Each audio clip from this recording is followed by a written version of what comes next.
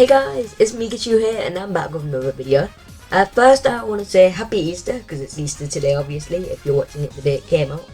So if you celebrate Easter, Happy Easter, hope you have a good day. But today in today's video, great sentences. Today we are doing some Brawl Stars tips, and there are about 10 I think, 10 tips that go from noob kind of tips, so like most people know, to like tips that most people don't know. So some of them you probably don't know, even if you have like 30,000 trophies like me. Like and subscribe, comment down below other videos I should do. Let's get into the first tip. Okay, I'm starting the first tip off with Power League, and it also applies to power matches in Club League. And it is to pick good bans. And I mean this matters a lot. If you want to win any power match, bans are the most important thing in my opinion. Because there could be a brawler who's extremely broken, or just really good in the map that you're playing. You need to ban them. Whether it's Stu, because Stu's good all round, or maybe Poco if you don't want them to have like a really good healer, or someone like a Rosa if it's a really bushy map. Like, don't ban someone like Mortis in Heist or something, because that's a really stupid decision. And stuff. Oh, I just kind of banned Mortis. Let's go. Didn't mean to do that. Anyway, next tip. Following the trend of not like proper matches, I'm going into the shop. Do not buy the skins with your star points. It's not as worth it as buying boxes. I don't do this. I buy all the star skins. I don't know why. I just prefer skins over value for like brawlers and stuff. I'm still missing 2 brawlers, and I still buy like, I've still got Wizard Byron and Mecha Crow and stuff. I'm just an idiot like that. But buy boxes, not skins, from the star shop. Okay guys, I've decided to do all the non-gameplay ones together. And the last one is don't buy PowerPoints from the shop. It's not worth it. It's 2 coins per PowerPoint, and you can easily just get them from boxes from doing quests from the Ball Pass, even if you don't have the paid Ball Pass unlocked.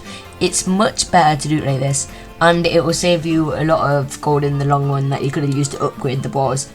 Okay, the first proper gameplay tip, I am starting off with probably the least well-known one, and it's that Brock can shoot through walls. Who needs a thrower when you've got Brock? Watch. His blast radius is so big, he can shoot 1 tile through a wall. And it's not even the old star power that was scrapped and turned into like a permanent ability. It's literally just his main attack has a big enough blast radius to shoot through walls, and people just don't know this. So if you have a person hiding behind a wall, for example, you can just kind of get them to hide and then shoot them through the wall. And it's pretty good. It's pretty broken.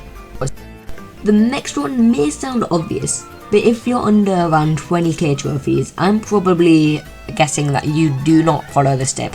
And it's to learn your opponent's playstyle. This ball is trying to learn my playstyle because I'm shooting the same kind of path every single attack, and he's like dodging the same or different ways each time to see whether I adapt or not. And he was learning like that, but it could stop early. But basically, if you adapt to someone's playstyle, like if they attack a certain way or dodge a certain way, adapt to it and like make that their weakness. This next one may again be a more obvious one, but it's to pick good star power and gadget combinations. So right now I'm playing a Jean with the healing star power, healing puffs, and the second gadget, which no one ever uses because it's absolutely terrible.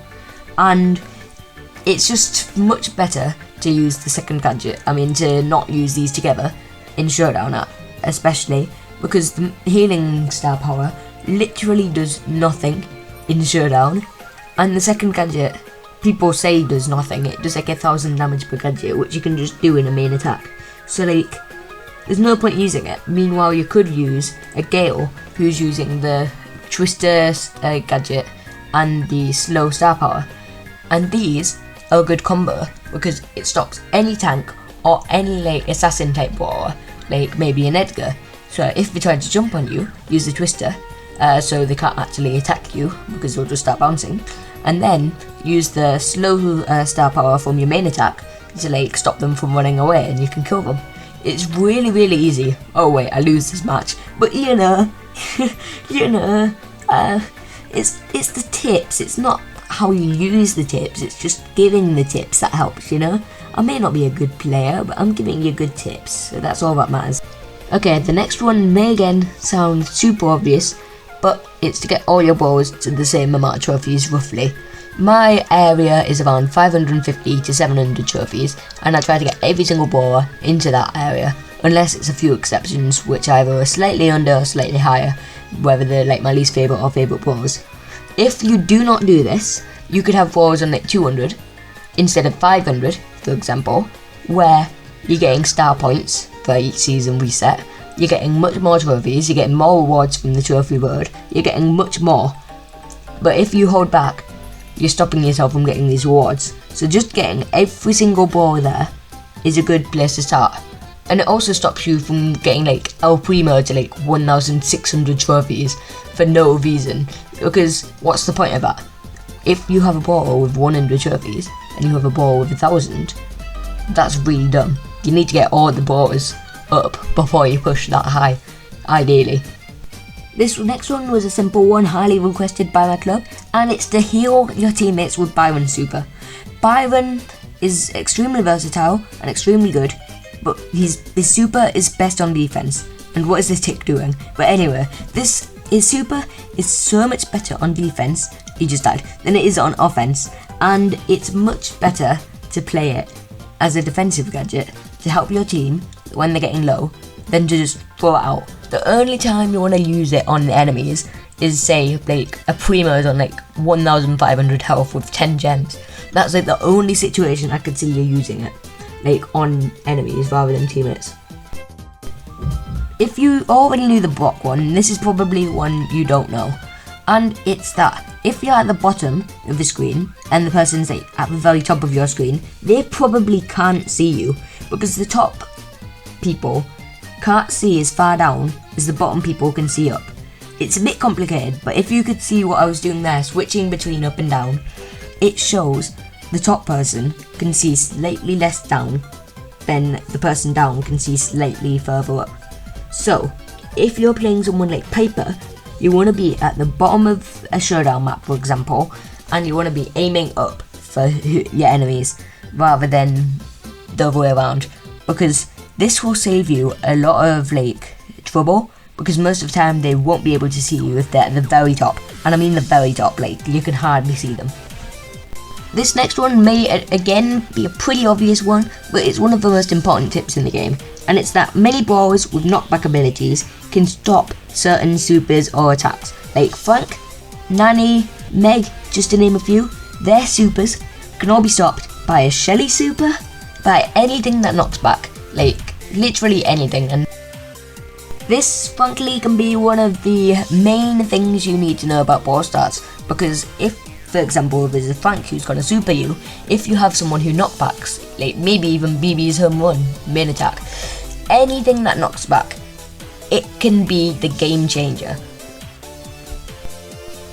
And the very last tip, which was also suggested by my club in Brawl Stars, is to super the walls with like a brawler who can break walls before like shooting the ball in the goal.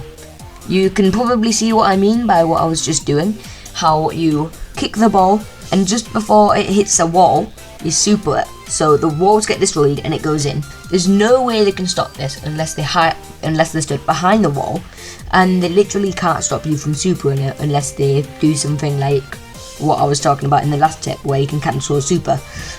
It's one of the best tips in the game, and it's really good, just in general, this tip. So like and subscribe, comment down below other videos I should do. Tell me more tips and I might make a part 2 if this video goes well. I don't know if it will, because Brawl Stars tends not to do great on my channel anymore. But yeah, thank you for watching, like and subscribe, all that stuff. Thanks for watching.